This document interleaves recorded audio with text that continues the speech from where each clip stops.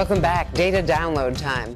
Although Democrats still face an uphill battle in November, the last few weeks have brought them some wins, along with some structural changes in the parties and the fact that Trump is not on the ballot in the midterms. Expectations of a Republican wave could be premature. One of the biggest changes in the parties over the last few decades is in education. In 1996, 27% of Republicans had at least a bachelor's degree, higher than the Democrats' 22%. But the growth in the Democrats' numbers since then has been more consistent and larger, while the GOP's share of highly educated voters rose slightly and then dropped back to 29% in 2019, 12 points lower than the Democrats that year.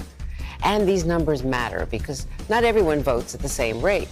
In the 2016 presidential election, the more educated the voter, the more likely they were to vote, with 47.4% of high school educated people casting a ballot versus 71% of those with a bachelor's degree or higher. So when a party's percentage of college grads falls, that may make it harder to get the desired voter turnout. But also important here is the drop-off in the midterms. Although it's expected, the margins matter.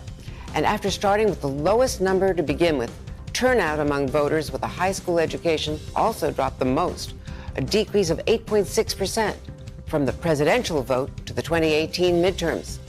In other words, as the parties change, the GOP is trading people who vote more frequently for people who vote less frequently, while the Democrats are doing the opposite. And that trade-off may be magnified in midterms. It's true the Republican Party continues to tie itself to former President Trump, a strong vote motivator. But the question remains of what the GOP electorate will look like when he is not on the ballot. We've had one example of this in 2018, and those turnout numbers show a steep drop. While the Democrats lost about 5 million votes from 2016, the Republicans saw a much larger drop of 12 million. To support my work, please click the subscribe, the like button, and the notification bell so you wouldn't miss any of my new videos.